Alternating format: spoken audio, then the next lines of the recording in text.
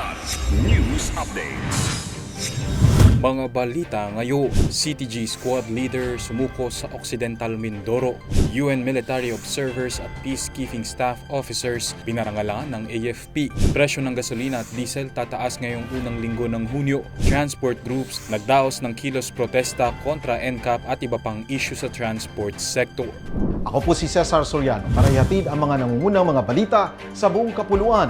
Ngayon, Isang leader ng Communist Terrorist Group o CTG ang sumuko sa mga otoridad kamakailan sa Sitio Tilaga, Barangay Kaguray, Magsaysay, Occidental Mindoro. Kinilalang sumukong rebelde sa alias na Barmy, isang Priority Status Report o PSR-listed CTG member at squad leader ng Unit Militiang Bayan o YMB, suportang unit ng Sub-Regional Military Area 4D. Ayon sa Operational Periodic Status Report ng unang quarter ng 2025, bahagi si Barmy ng nalalabing puwersa ng dating kilosang larangang gerilya o KLG-MA ng Southern Tagalog Regional Party Committee o STRPC sa ilalim ni alias Maan. Ang operasyon ay sa pagtutulungan ng 102nd Special Action Company, 10th Special Action Battalion, katuwang ang Provincial Intelligence Team ng Occidental Mindoro, RIU-4B at iba pang unit ng PNP.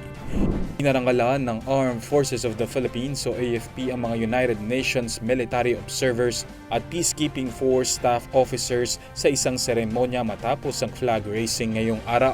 Pinangunahan ni AFP Vice Chief of Staff Lieutenant General Jimmy Larida ang seremonya at personal na iginawad ang mga parangal sa mga nagbalik na opisyal bilang pagkilala sa kanilang natatanging serbisyo sa iba't ibang UN missions. Sa kanyang talumpati, binigyang pugay ni Larida ang mga awardee na sila ay higit pa sa peacekeepers. Sila ay mga tagapagdala ng pag-asa at kinatawan ng isang bansang naninindigan para sa katarungan, dignidad at kolektibong pananaguta. Kinilala rin ng AFP ang ipinamalas nilang profesionalismo, disiplina at matibay na paninindigan sa tungkulin habang nasa deployment. Ang kanilang serbisyo ay patunay ng matatag na paninindigan ng AFP sa internasyonal na kapayapaan at kooperasyong multilateral. Abiso sa mga motorista, tataas ang presyo ng gasolina at diesel ngayong unang linggo ng Hunyo. Base sa anunsyo ng oil companies, nadaragdagan ng 40 centavos ang presyo ng kada litro ng gasolina. 30 centavos naman ang dagdag sa kada litro ng diesel, habang bahagyang bababa ng 10 centavos per liter ang presyo ng kerosene. Epektibo ang bagong presyo bukas June 3. Samantala nagdaos ng noise barrage at kilos protesta ang ilang transport groups sa Metro Manila dahil sa implementasyon ng No Contact Apprehension Policy o NCAP at iba pang issue gaya ng pagbasura sa oil deregulation law. Git ng transport groups, maliit na nga lang ang kita ng mga tsuper dahil sa mataas na presyo ng gasolina.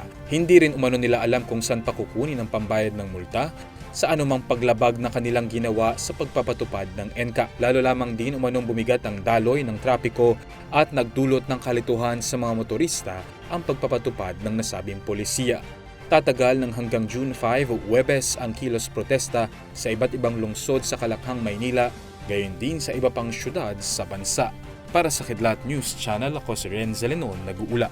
ako po si Cesar Soriano, kasama nyo sa bawat pagputo ng balita.